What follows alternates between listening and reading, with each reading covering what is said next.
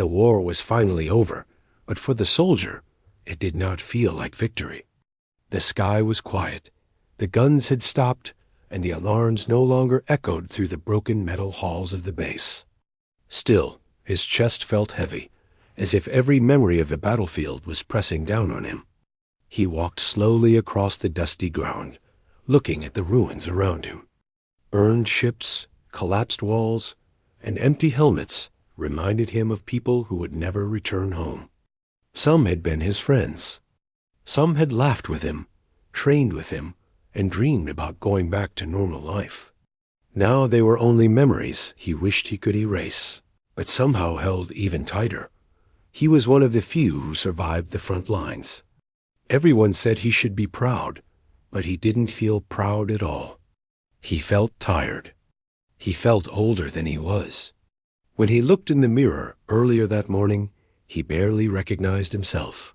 His eyes looked different, like they had seen too much. More than any human should see Dot as he walked toward the command center. He tried to focus on breathing. In, out, slow, calm. He told himself the war was over. But something inside him kept asking, then why do I still feel scared?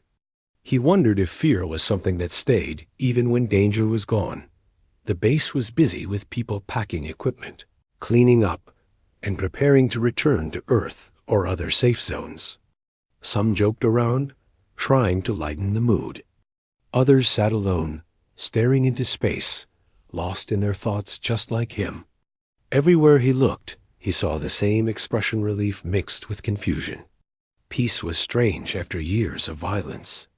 It felt unfamiliar, like a language everyone had forgotten. He reached the office where officers handled final assignments. He expected to receive paperwork, maybe advice on rest or therapy. Instead, the officer glanced at a tablet and gave him a strange look, as if unsure how to say something. There's one more responsibility you need to take care of, the officer said quietly. The soldier frowned. Responsibility? The war is over. What responsibility? The officer hesitated. During the occupation, your unit controlled Sector 9. That sector held civilians from the alien population. They were forced into labor by their own military leaders. After the surrender, they became dependents under our protection. One of them has been assigned to you. The words felt cold and confusing. Assigned to me?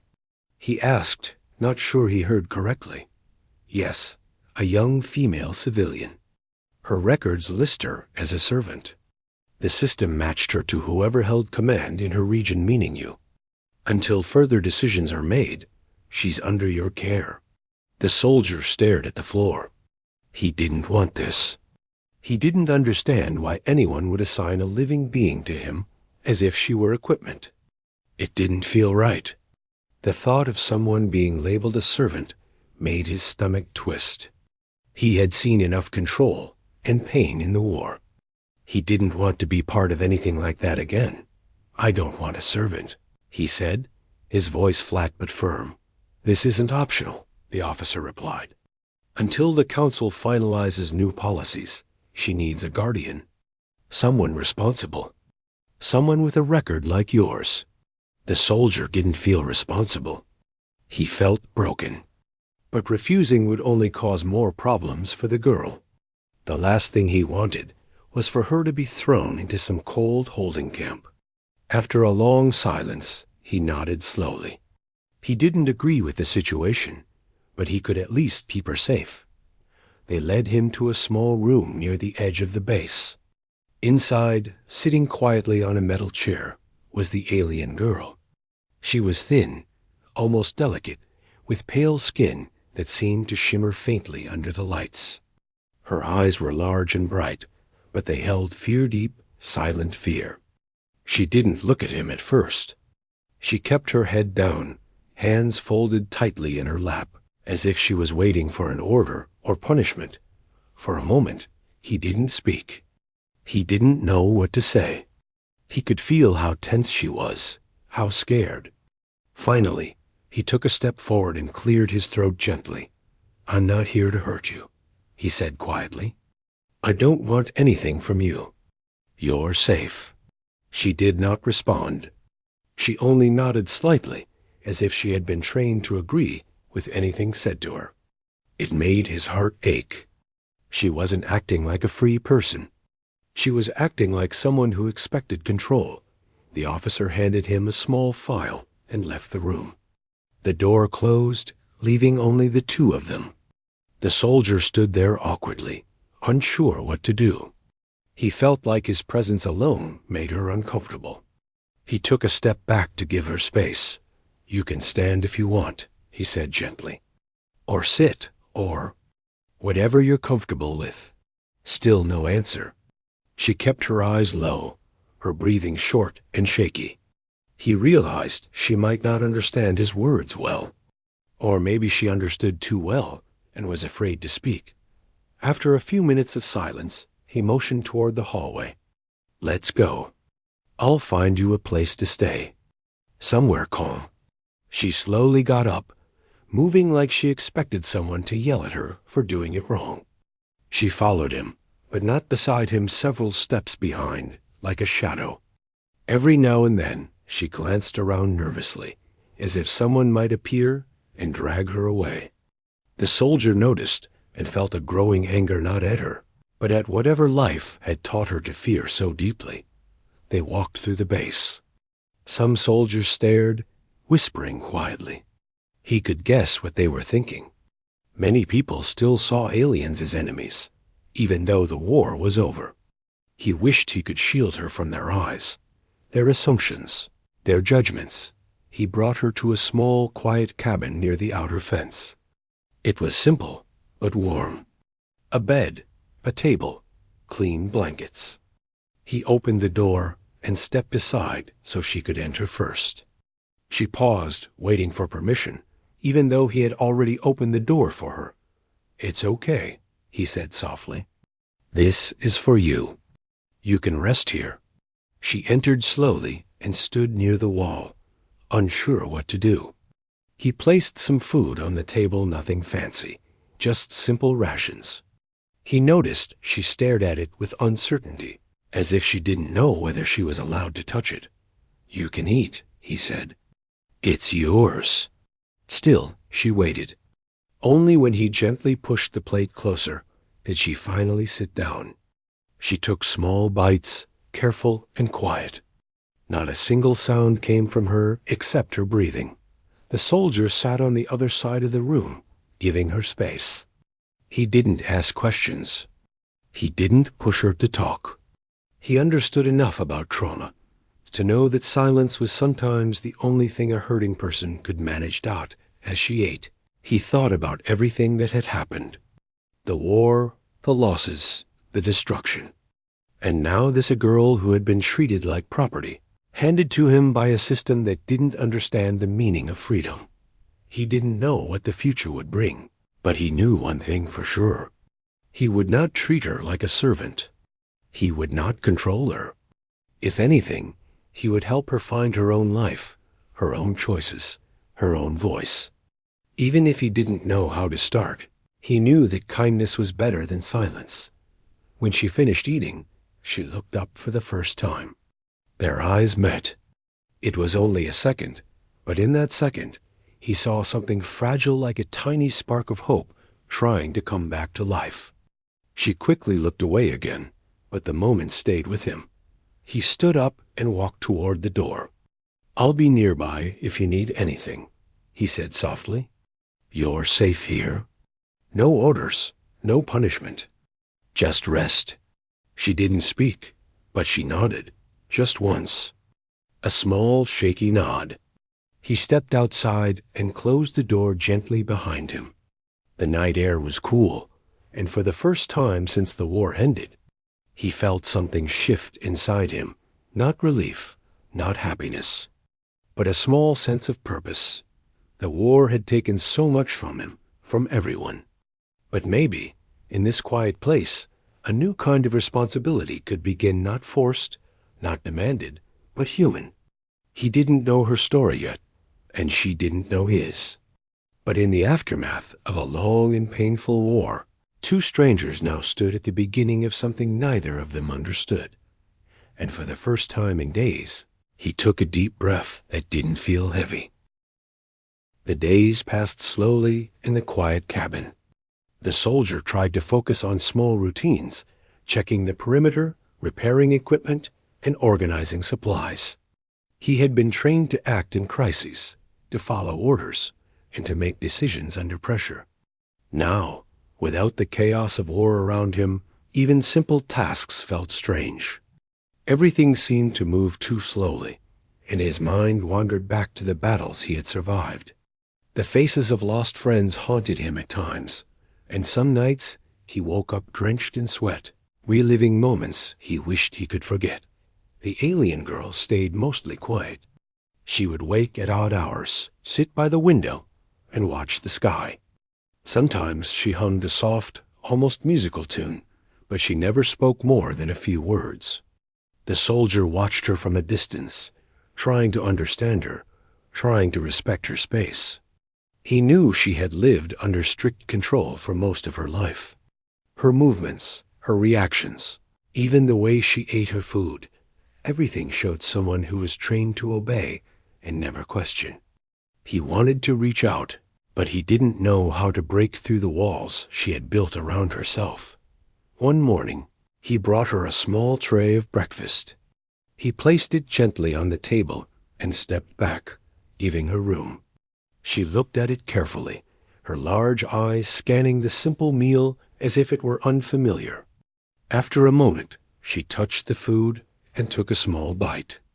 The soldier smiled quietly to himself. "You don't have to eat fast," he said softly. "No one is watching. You can take your time." She looked up at him, just for a second, then nodded and continued eating slowly. That tiny gesture felt like a victory to him. Trust was not given lightly, especially after fear had been a constant in her life. Days turned into a week. Slowly, tiny changes began to appear. The alien girl started walking beside him instead of trailing behind. She no longer flinched at every sound. She began to help with small chores, like cleaning the cabin or fetching water. Her movements were careful, precise, almost cautious.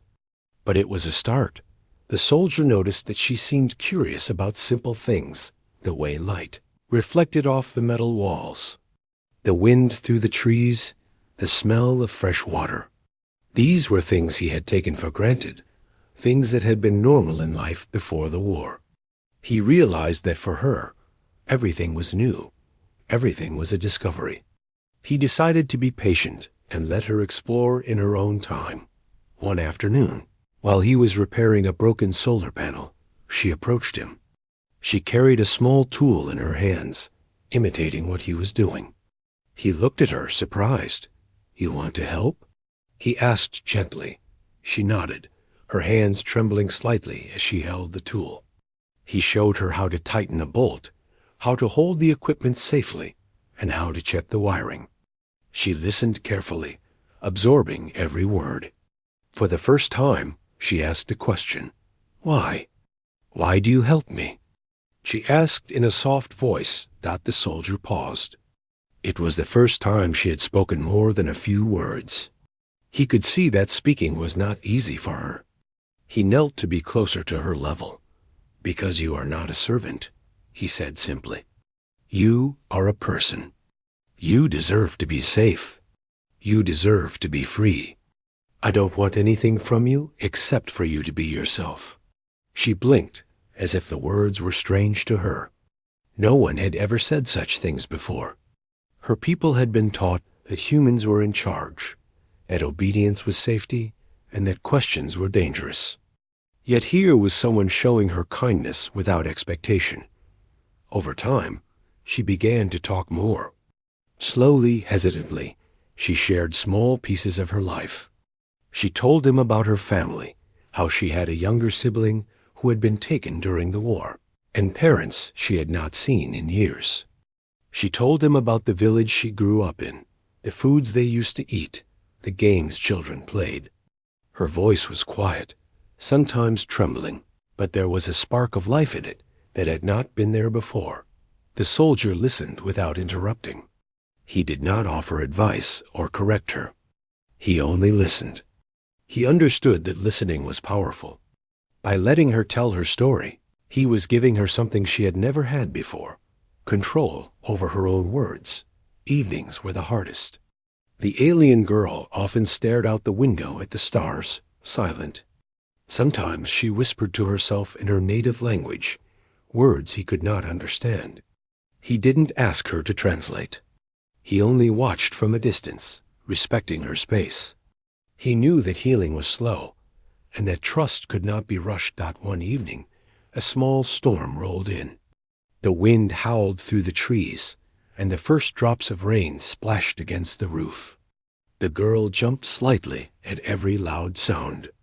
The soldier moved closer, sitting quietly beside her without touching her. "It's okay," he said softly. "The storm will pass. Nothing can hurt you here." She looked at him, eyes wide, as if expecting danger. Slowly she nodded, and they sat together in silence, listening to the rain. In that moment, something shifted. She was beginning to understand that not all humans were threats, that not all hands were meant to command or punish. In the following days, they began to establish routines together. She would cook simple meals, and he would help with chores around the cabin. They walked together along the edge of the forest, collecting firewood or observing the nearby river. She learned his habits, and he began to understand hers. Their silence became comfortable. It was not empty. It was shared understanding. Sometimes she would ask small questions about his past. The war. Was it always loud? She asked one day. Yes, he said. It was loud. Too loud. And sometimes too cruel. She nodded slowly, considering this. Did you lose people? He swallowed hard, memories flooding back. Yes, friends. Many friends. People I would have given anything to protect. I could not save them all. She was silent for a long time, as if weighing his words. Then she reached out slightly and placed her hand on his arm, not fully, but close enough. It was the first touch of trust. I understand, she whispered. The soldier felt a lump in his throat. There were no magic words, no quick fixes. But this small gesture was more powerful than anything he could have imagined. It meant she was beginning to feel safe enough to express herself, to reach out, to connect. One day, as they walked along the riverbank, she stopped and looked at her reflection in the water. The soldier watched her quietly. You are changing, he said softly. She looked at him with confusion. I am? Yes, he replied. You are learning to trust, to live, to be free. You are not the same frightened girl who arrived here. You are stronger than you know. Her lips trembled slightly, and she looked away. The words were unfamiliar, but comforting. For the first time, she felt proud of herself, even in a small way. Weeks passed. She began practicing her native skills again, drawing, writing, and even simple engineering techniques she had been taught. She no longer waited for orders. She made small decisions on her own. She chose what to eat, where to sit, and even when to speak. The soldier encouraged this independence, knowing that it was the only way she could truly heal. Though the bond between them was growing, he never forced closeness. He respected her boundaries, allowing her to set the pace. Sometimes she would disappear into the forest for hours, exploring, observing wildlife, and listening to the wind. He never followed. He trusted her, as he hoped she would trust him. One afternoon, a small scout team arrived at the cabin with messages from the council. The soldier listened carefully as they spoke of new policies regarding alien civilians. They mentioned that she would be reassigned unless someone vouched for her. The soldier realized this was a test not just of rules, but of their growing relationship. When the scouts left, he turned to her. They may ask me to hand you over. he said quietly. But I won't. You have the right to decide your own life. No one should force you to go. Her eyes widened in surprise. You would fight them? He nodded.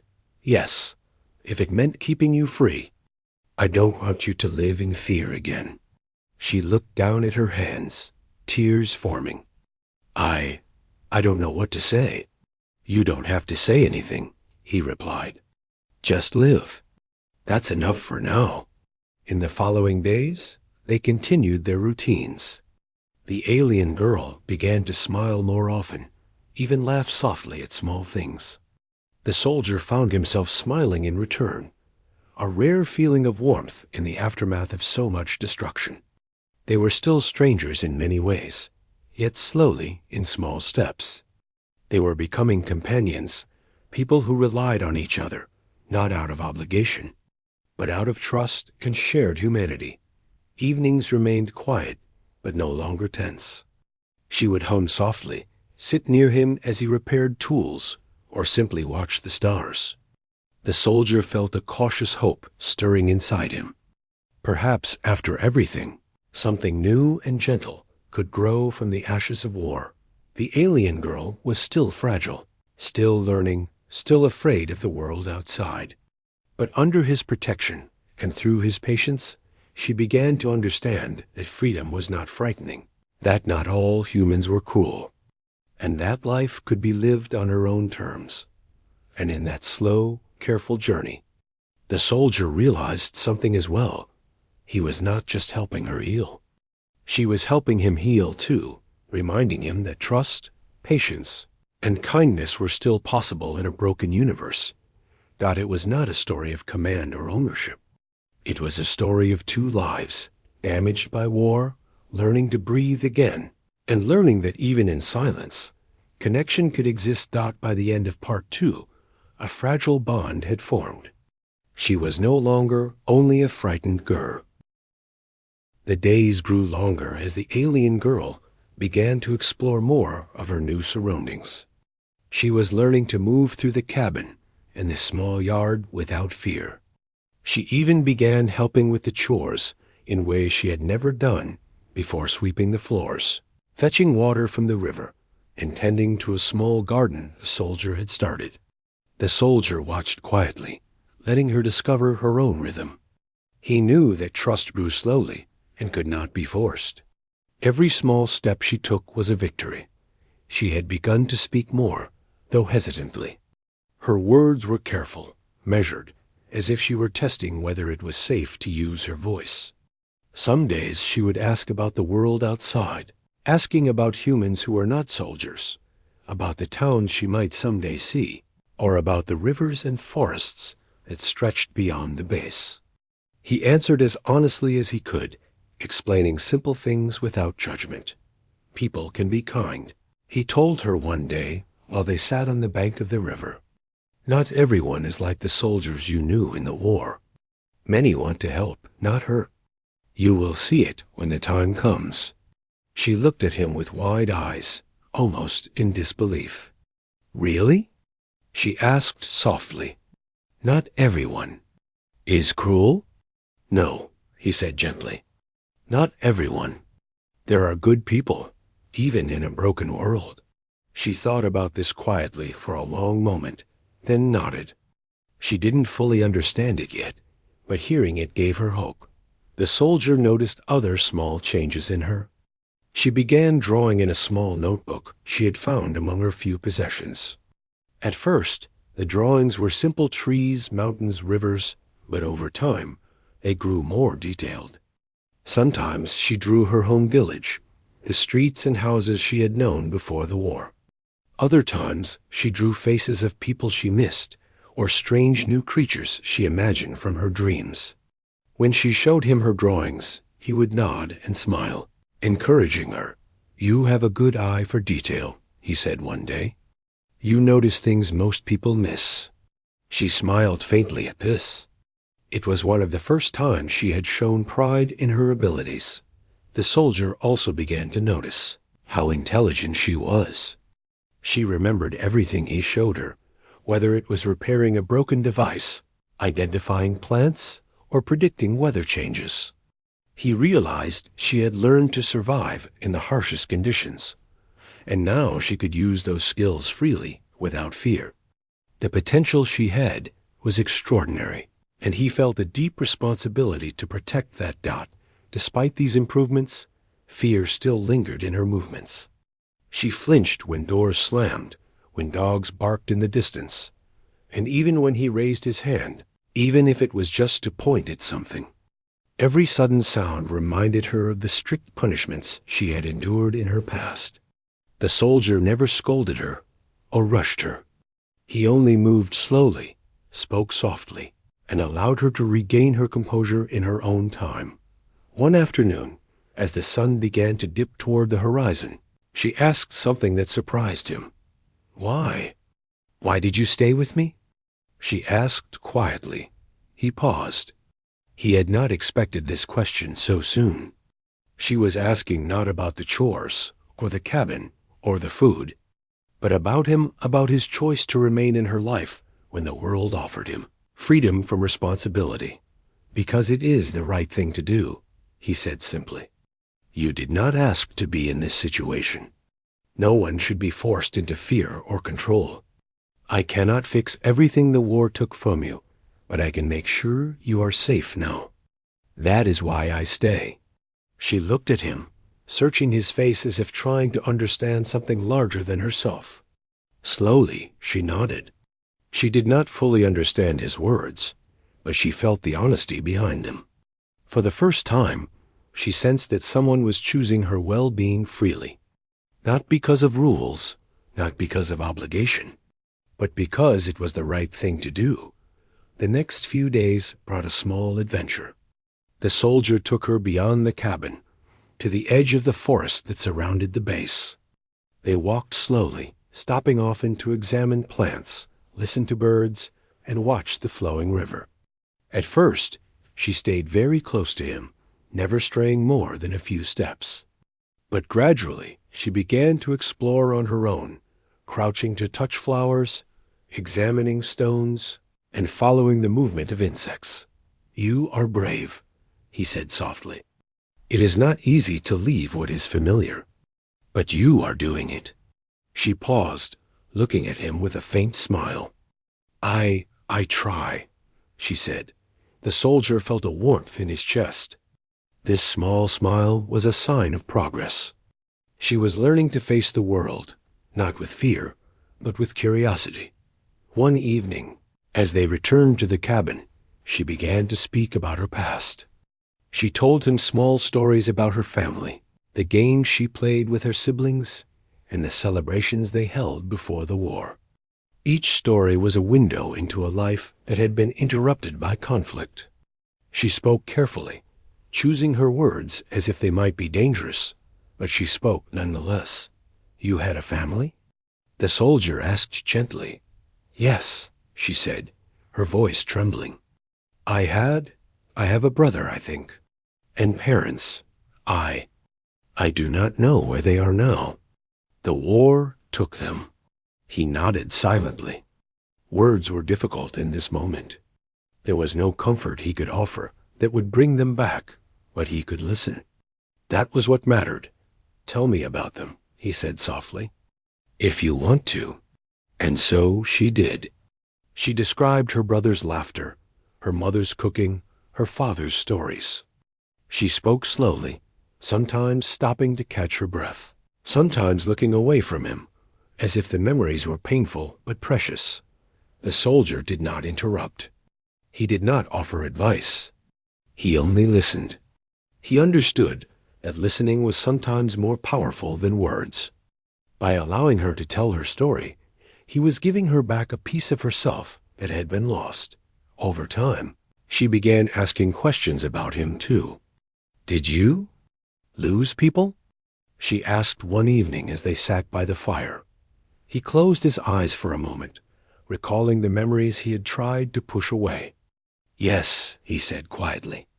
"Many people, friends, people I trained with, fought with. Some did not make it home." She did not respond immediately.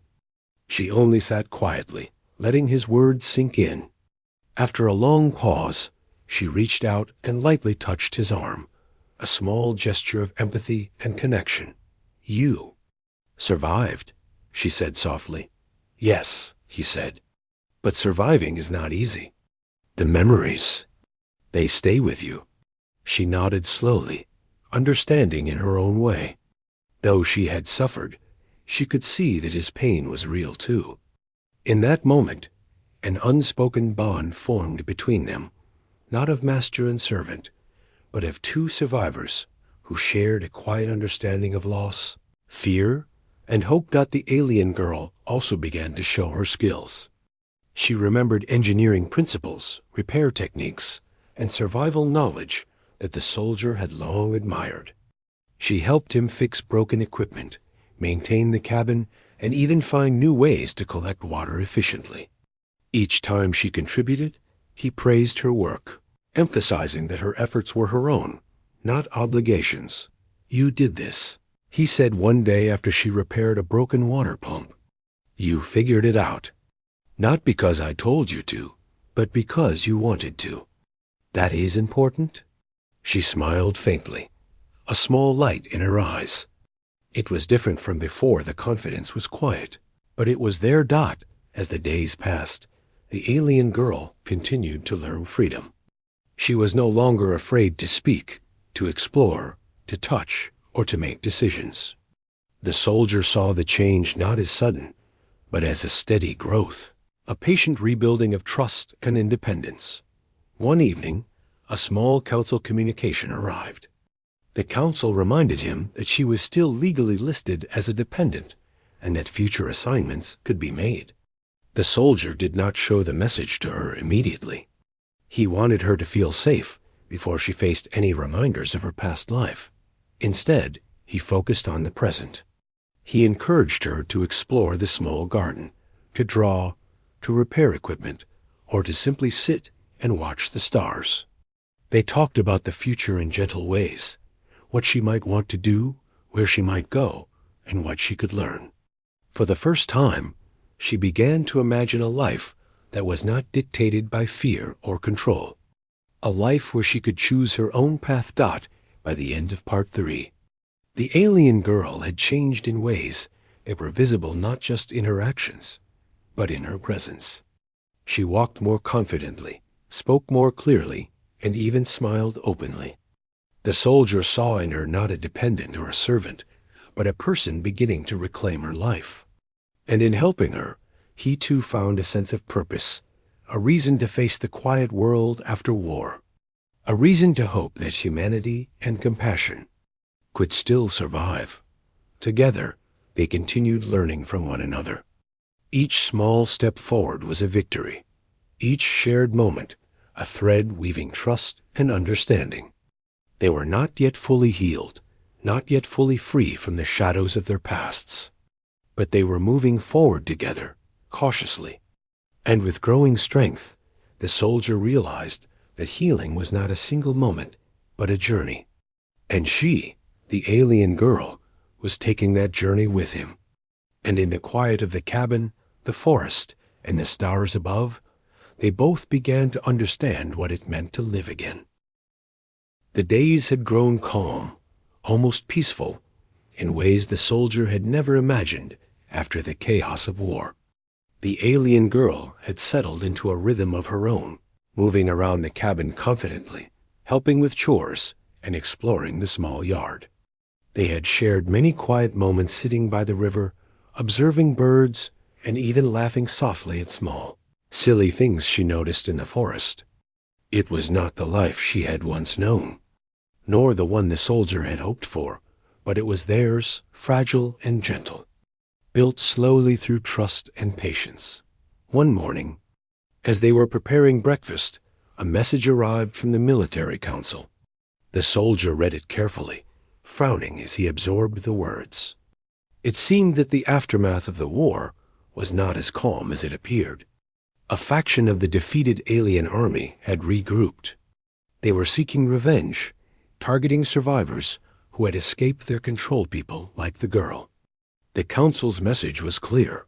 She was in danger, and she was to be taken into a secure holding facility for her protection.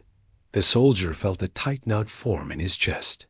He had hoped that by keeping her here, in the quiet and isolation of the cabin, she would be safe. But now, the world outside had intruded. The threat was real. Worse, the council expected him to simply hand her over.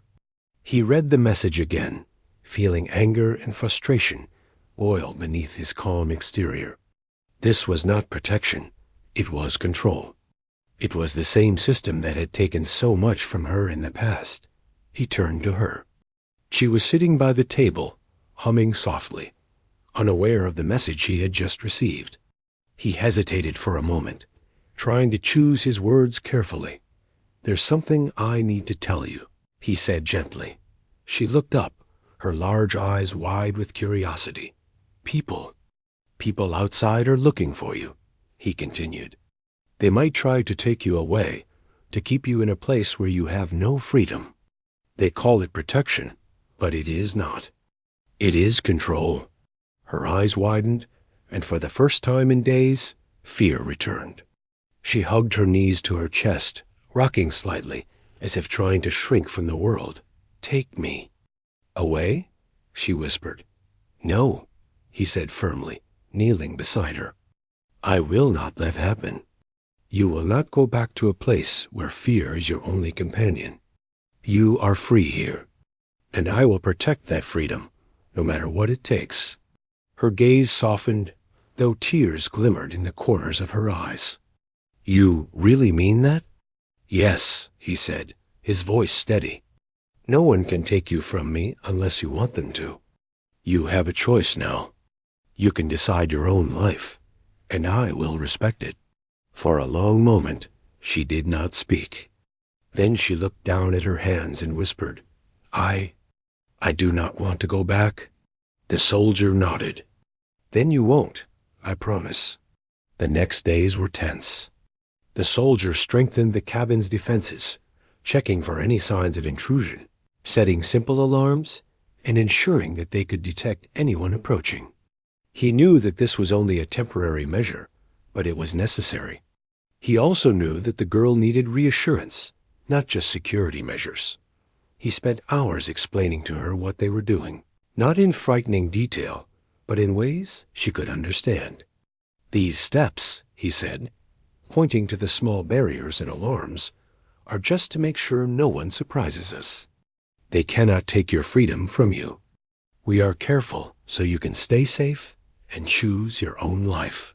She listened carefully, nodding, though anxiety still lingered in her eyes. She had been trained to obey, to fear, to accept control without question. Now, she was learning that she could resist that control. It was confusing, but also empowering.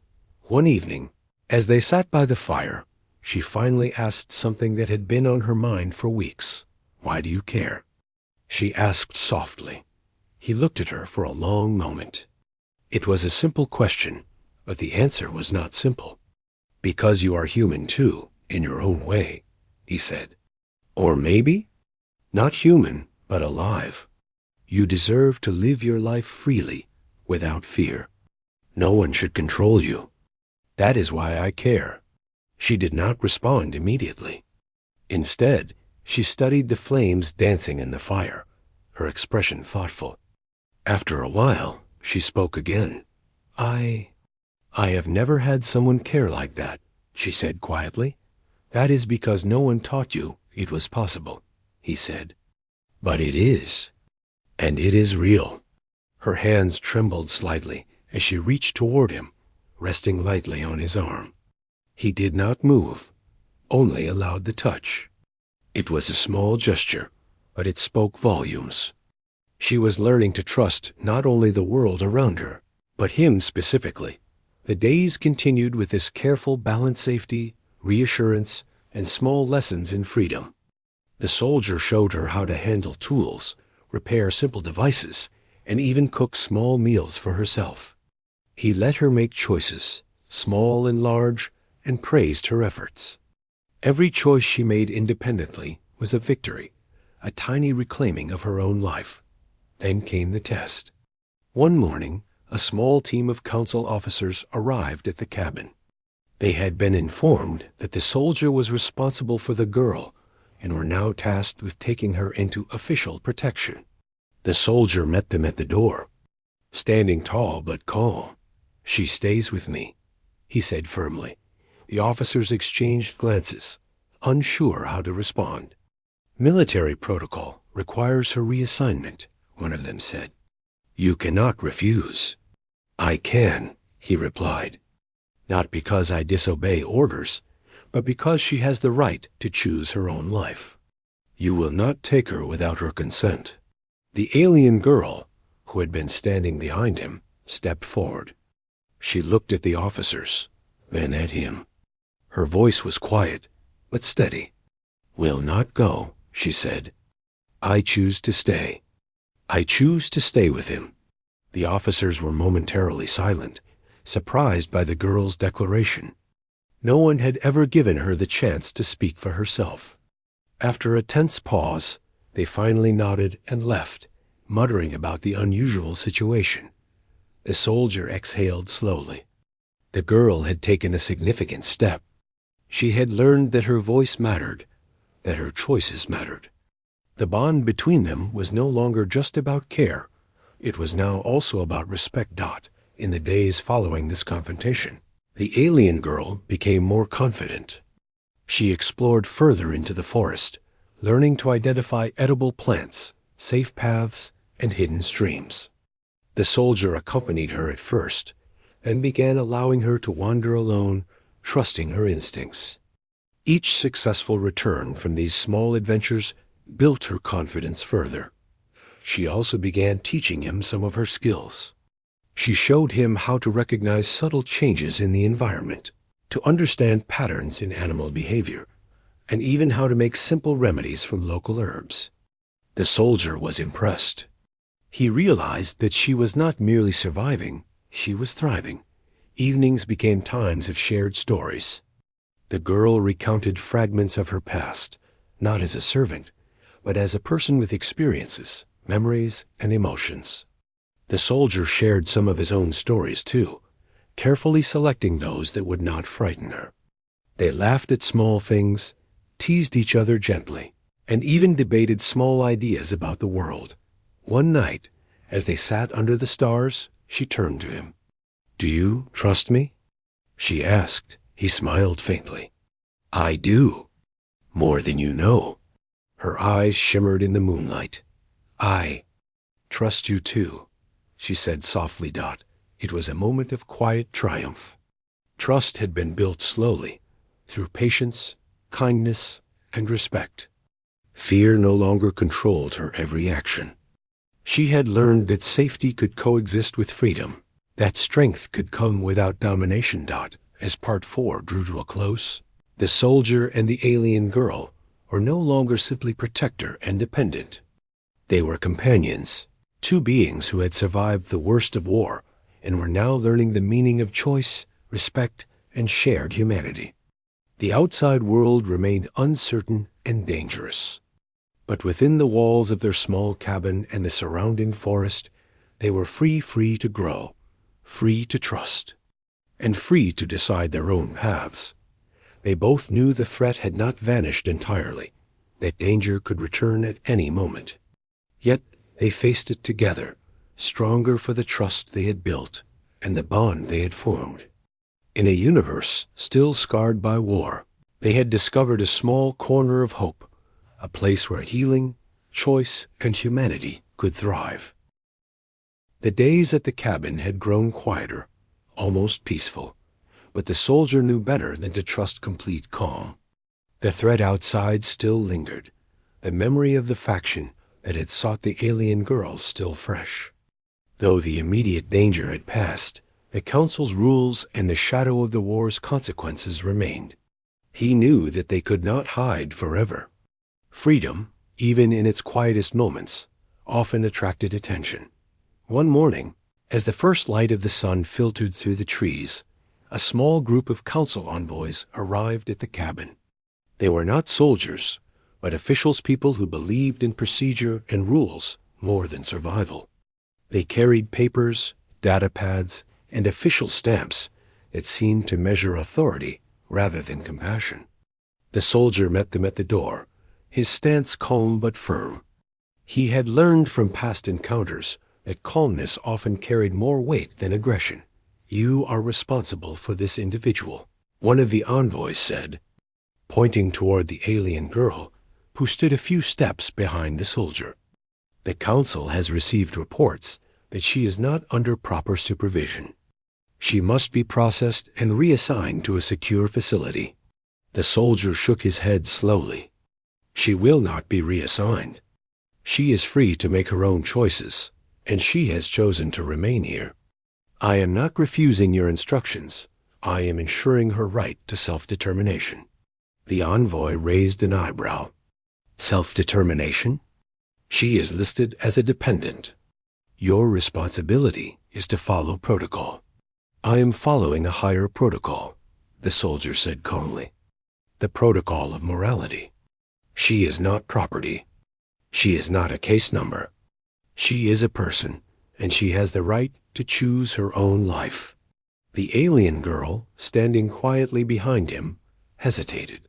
She had never spoken so openly in front of officials before. But now, emboldened by the trust and guidance she had received, she stepped forward. Her voice was soft but steady.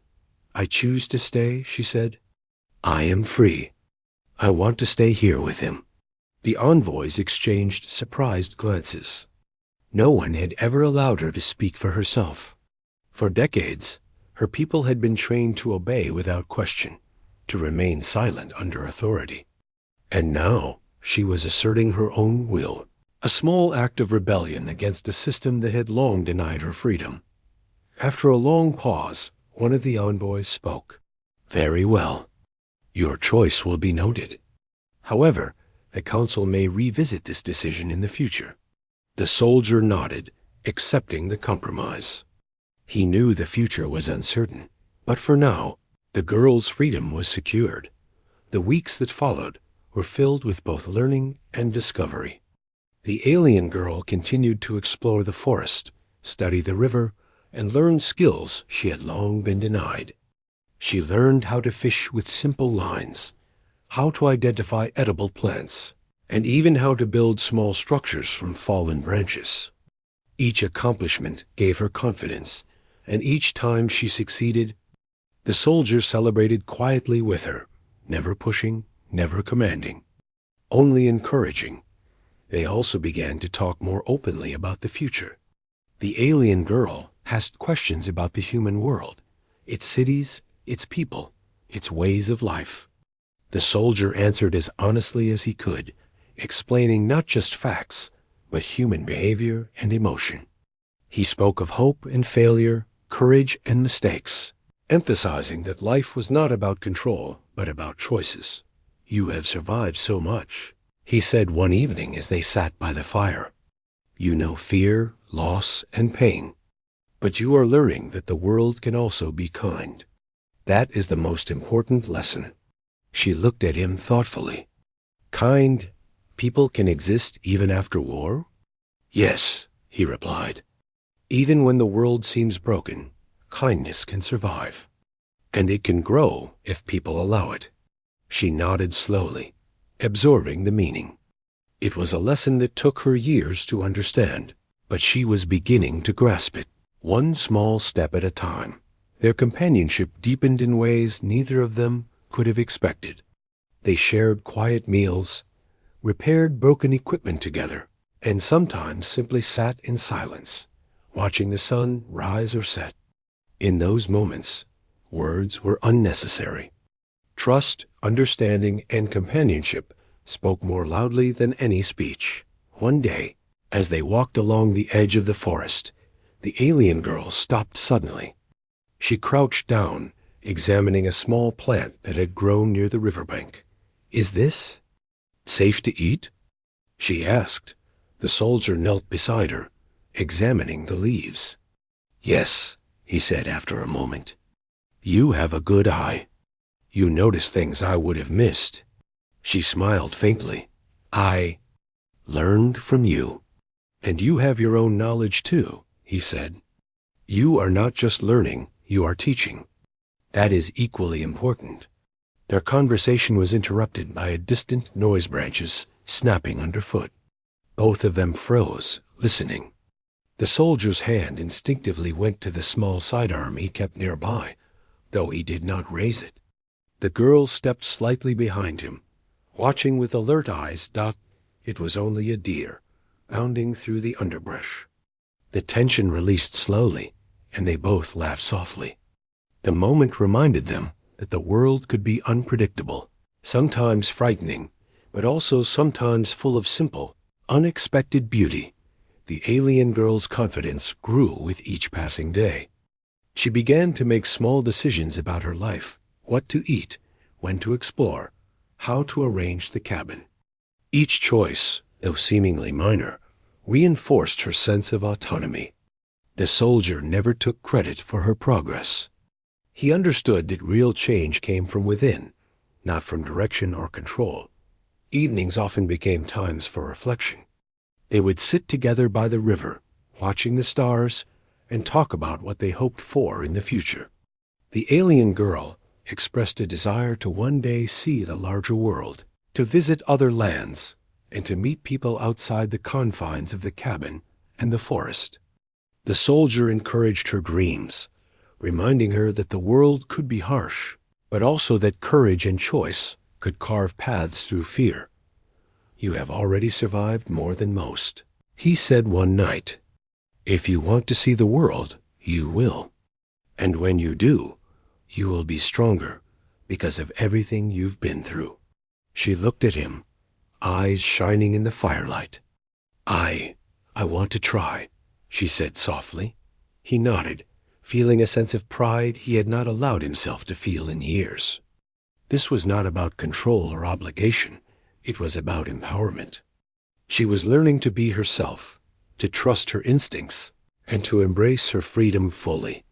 The bond between them had transformed.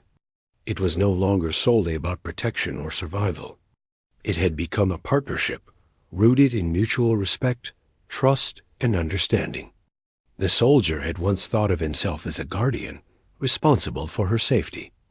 Now he realized that she had become his companion in ways that mattered more than any formal duty. Weeks later, another council communication arrived. This time, it carried news of a broader policy change. The council was beginning to grant full independence to former alien dependents, who had demonstrated self-sufficiency and understanding of their rights. The soldier read the message aloud to her, watching her reaction closely. They will recognize your freedom, he said softly. Legally and officially. The alien girl blinked, absorbing the meaning. I am free? She asked, her voice barely above a whisper. Yes, he said.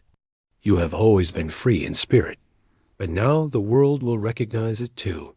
Tears welled in her eyes, but this time they were not tears of fear. They were tears of relief, joy, and hope.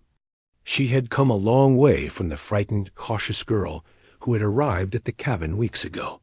She had grown, learned, and reclaimed pieces of herself that the war had tried to take. The soldier smiled quietly, feeling a sense of fulfillment he had not experienced in years. His mission had always been survival, obedience, and duty. But now, he realized that his true purpose had become something deeper, fostering freedom, trust, and humanity in another being who had been denied it for too long. That night, they sat together under the stars, reflecting on their journey. The alien girl leaned slightly against his shoulder, a gesture of trust and companionship. She no longer feared him, and he no longer felt the weight of isolation that had pressed upon him since the end of the war. You have given me more than safety, she whispered. You have given me choice and hope, and you have reminded me, he replied softly, that even in a broken world, kindness, trust, and freedom can survive. For the first time in a long while, both of them felt a sense of peace. The dangers of the outside world had not disappeared, but they knew that together they could face whatever came next. Their bond, built on patience, respect, and understanding, had become unbreakable not because of obligation or assignment, but because of shared humanity. As Part 5 drew to a close, the soldier and the alien girl had reached a turning point. The Council's recognition of her independence marked a new chapter in their lives. The cabin was no longer just a place of safety. It was a home of trust, learning, and growth. They had survived the aftermath of war together, and in doing so, they had discovered that true freedom was not just the absence of control, it was the presence of choice. Respect and understanding. And in the quiet of the forest, under the stars, they began to imagine a future where fear no longer dictated their lives, where kindness could guide decisions, and where two beings, scarred by war but resilient in spirit, could finally begin to live fully, not as protector and dependent, but as equals, companions, and friends. The cabin had become more than just a shelter, it was a home.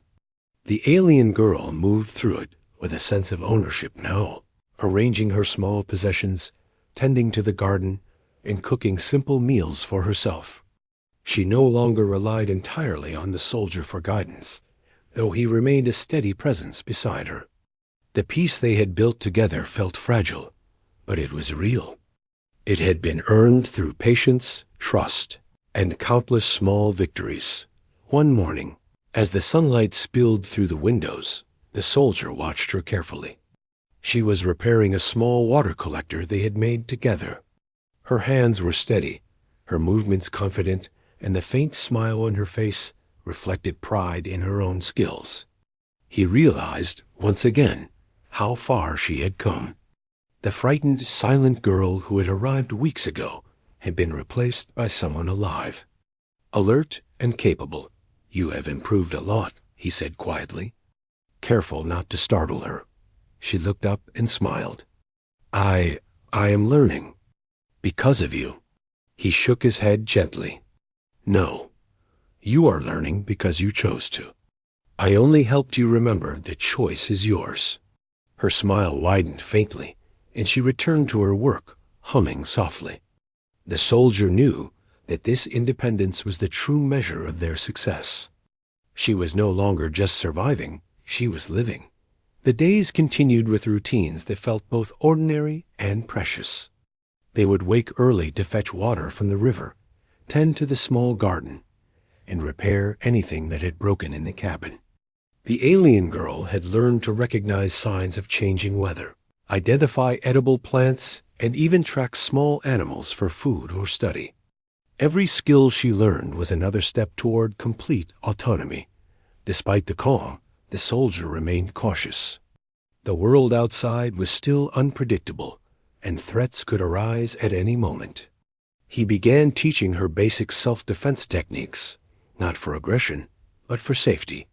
He showed her how to handle small tools, how to move quietly through the forest, and how to anticipate danger. She learned quickly, her keen senses and sharp memory making her an attentive student. "You are quick to understand," he noted one afternoon as they practiced. She looked up at him with a faint smile. "I have to survive," she said simply. "Yes," he agreed. "And now you can do it without fear controlling your every move." The alien girl's confidence grew further. She began venturing deeper into the forest alone, observing nature, discovering hidden streams, and even constructing small shelters as practice. She learned to read the signs of animals and weather, to move silently, and to return safely without error. Each successful trip brought pride and independence. The soldier often watched her from a distance, never interfering unless she called for help. One evening, as the sun dipped below the horizon, she returned from a long walk with a small bundle of herbs and flowers. She handed them to the soldier. "For healing," she said softly. Her large eyes meeting his, he smiled. "Thank you." You are learning more than survival. You are learning care too." The alien girl nodded, her expression serious. She had learned that care was not weakness, that helping and protecting others could coexist with independence. She was no longer the scared, obedient girl who had first arrived. She was becoming someone fully capable of choice, action, and emotion. The soldier noticed changes in himself as well. In caring for her, teaching her, and respecting her autonomy, he had rediscovered a sense of purpose he thought was lost to the war. He had learned that protection was not just about keeping someone safe, it was about nurturing strength, trust, and independence. And in doing so, he too had begun to heal from the traumas of battle. They began to plan small excursions beyond the forest and cabin. The alien girl expressed curiosity about the villages and towns beyond the base. She wanted to meet people, explore new places, and learn about the world she had been denied. The soldier encouraged her, stressing caution, but also emphasizing the importance of experience. "Curiosity is as important as survival," he said. "You will learn things that no one can teach you, and each choice you make will shape who you are." Her eyes brightened. "I want to see it all," she said. "Yes," he replied, "and I will be here to guide you until you are ready to go alone." One afternoon, as they prepared for a longer journey, the alien girl paused to look back at the cabin. "This is our home," she said softly. The soldier nodded. "Yes, it will always be a place where you can return. But now, it is also a place where you can grow and learn." The journey beyond the cabin was filled with discovery. They observed wildlife, crossed streams, and explored small hills and valleys. The alien girl moved confidently, using the skills she had learned to navigate safely. She asked questions constantly about the world, about people, about the stars overhead. The soldier answered with honesty, sometimes sharing personal stories of the war, sometimes focusing on simple observations. Through these excursions, the alien girl began to understand the complexity of freedom. She learned that choices carried consequences, that courage required awareness, and that strength came not just from physical ability, but from thought, reflection, and empathy. She began making small decisions independently, like choosing the path to follow or which plants to gather. Each decision reinforced her confidence and sense of agency. One night, as they camped near a stream, she asked a question that surprised the soldier. "Do you ever regret helping me?" She asked quietly, watching the reflection of the stars on the water. He paused, considering the question. "No," he said finally. "Even in the hardest moments, I do not regret it. You taught me that even in a world broken by war, life can be rebuilt. You taught me patience, trust, and hope. Helping you was never a burden. It was a gift." Her eyes shimmered with tears, but they were not of fear. They were of understanding and gratitude. She had never experienced such honesty or care before. The next day, they returned to the cabin after a long journey. The alien girl carried small bundles of herbs, stones, and plants she had collected. She had learned to observe the world, to gather what was useful, and to appreciate beauty. She was no longer a passive observer. She was an active participant in her life and environment. Weeks later, a new message arrived from the council. This time, it was an official recognition of her independence. The council acknowledged her ability to live freely, make choices, and participate in society on her own terms. The soldier read the message aloud, and the alien girl listened intently, her hands clutching the edges of the paper. "They recognize me," she whispered. "Yes," he said gently. "You are free, officially and completely. Your voice, your choices, your life are your own." Tears welled in her eyes, but this time they were tears of joy. She had come so far from fear to trust, from silence to expression, from dependency to autonomy. The soldier watched her quietly, feeling pride and relief. Their journey had been long and difficult, but it had led to this moment of freedom and understanding. In the days that followed, they continued their routines with a sense of fulfillment. The alien girl explored, learned, and practiced her skills without fear. She cooked meals, tended the garden, repaired equipment, and even experimented with small inventions. Each activity was a declaration of independence and creativity.